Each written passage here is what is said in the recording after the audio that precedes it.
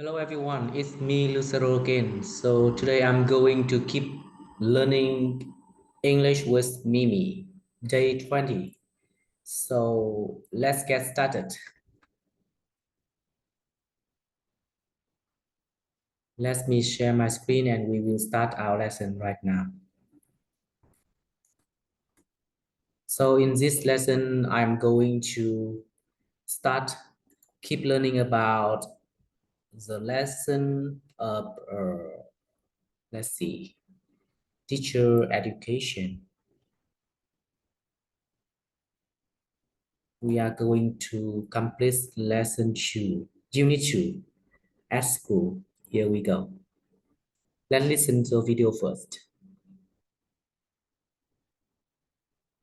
As a lab scientist, it is my responsibility to develop new drugs and conduct clinical trials.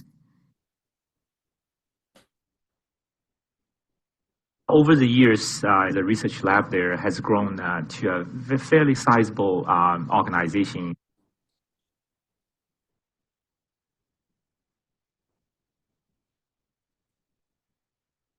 The group paid $20,000 for the billboard.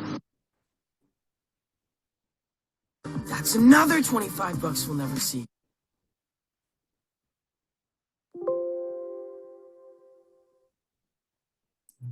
The Anglo-Saxon vocab was much more useful. And teachers would explain the expressions, vocab, grammar in Japanese.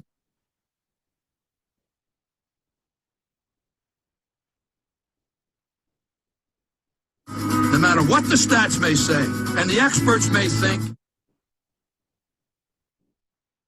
While those stats are undoubtedly impressive,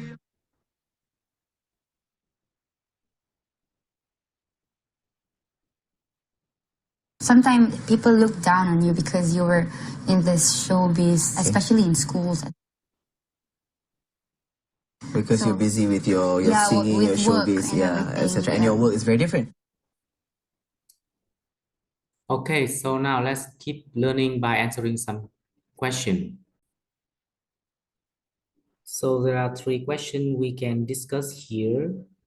If you have $1,000, what would you do with it? What do you do to improve your English vocab and what do you want to be someday? I want to discuss question number 2 because maybe it will be very useful for my own genre of learning English and for my student as well. Let's see how Mimi can help me to improve my vocabulary. For improving my English vocabulary, I practice every single day. To be honest, I don't study word by word. I just try my best to practice to know how to use my vocabulary that I have already learned. For the new vocabulary, I think I will practice with the English Center, and I also looking for the new one and step by step learning by using by learning. So that is a good way to remember those words. I am getting older. It's difficult for me to study the new vocabulary, but I do believe that when I use it, can remember it.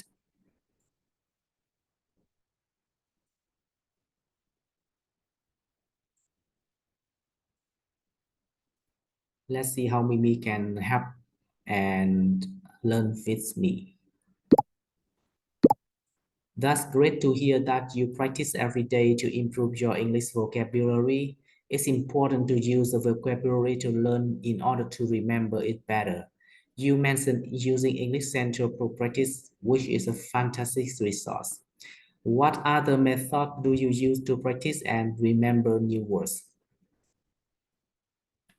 As I mentioned before, I don't study new words like a normal way. I just try to learn something new. For example, right now, when I am talking to Mimi and English Center, using English Center as a platform to improve my English skill, I can see there are a lot of new vocabulary but I don't force myself to remember the rule. I just try to repeat them, maybe repeat until I can know how to pronounce it exactly. And I check the meaning of the words. And when I can know how to pronounce that, is my pronunciation is quite good or pretty good. So and then I can understand the meaning of those words, and I will try to read the example to get the meaning of the words and how to apply it into a real conversation. And that is the way I am using to study new vocabulary.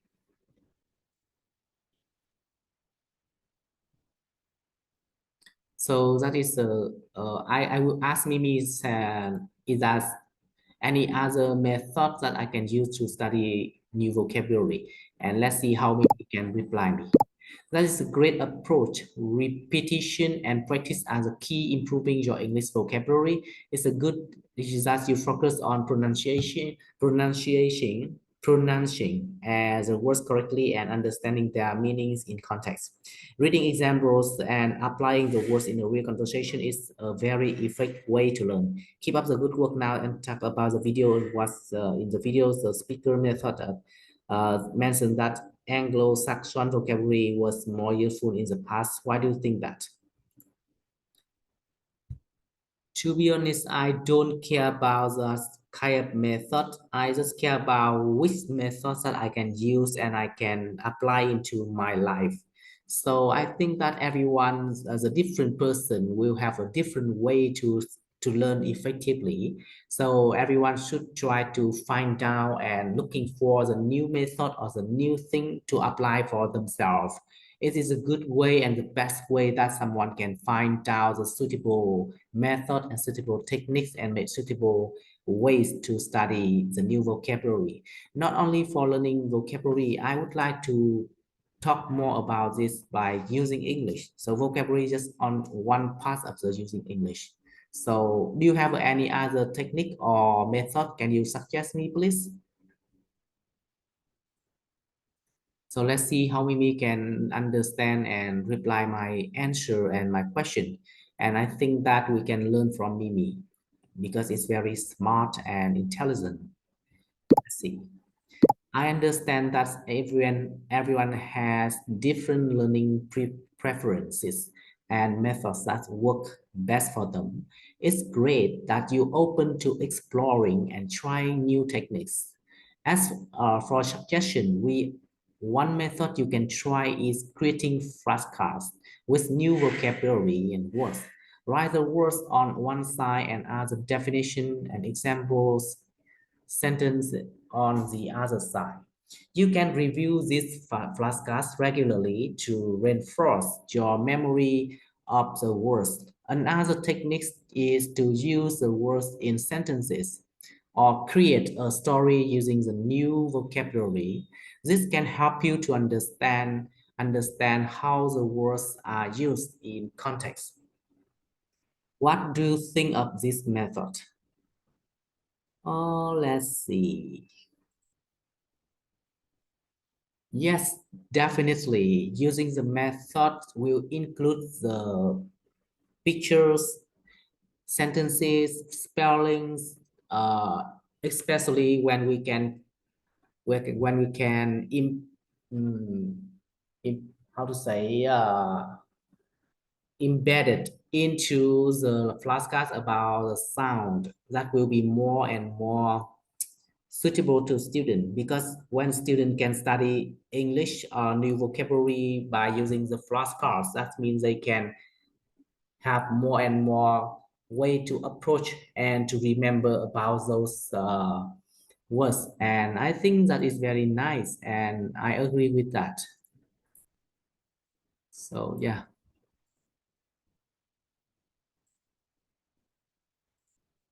Let's see how Mimi can reply me.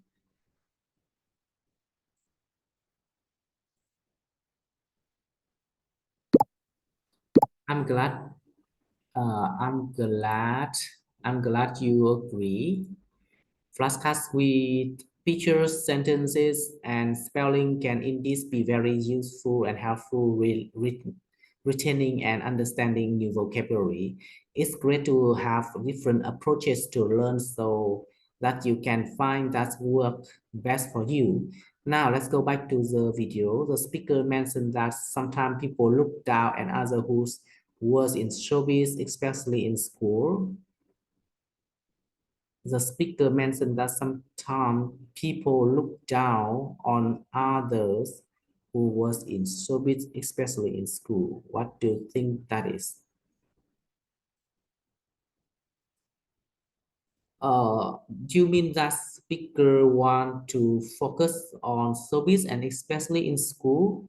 I don't really understand your question. Could you please explain me about it?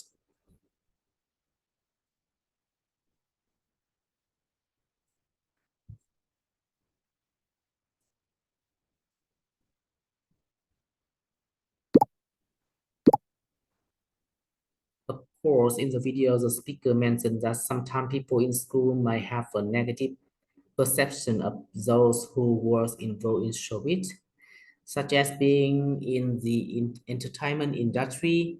The speaker suggests that this could be because showbiz is seen different from traditional academic or professional work. Why do you think some people might look down on those who was in showbiz, especially in school? Speaker mentioned that sometimes people in school might have a negative perception of those who was in showbiz, such as being an entertainment industry.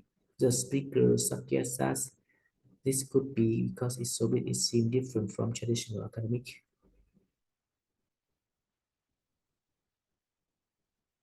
Yeah, I do agree that sometimes when we are in the showbiz, we can face with some of the scandal or something like related to the communication and entertainment is not suitable with the education field.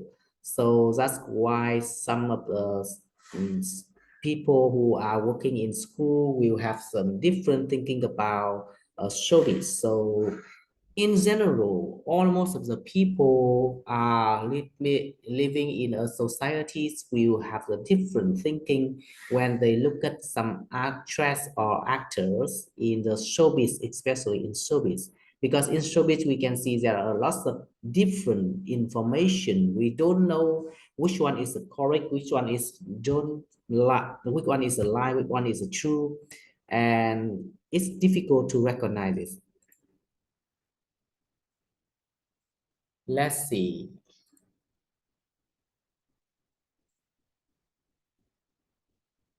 Do I talk to a lot? You make a valid point about the perception of showbiz being influenced by scandals and controversies that can be associated with the entertainment industry. The abundance of information and difficulty in discerning what is true and what is cannot contribute to people forming negative opinions. It's important to approach information critically and not generalize based on stereotype. In the video, the speaker also mentioned that Anglo-Saxon vocabulary was more useful in the past. Do you have any idea what that may be?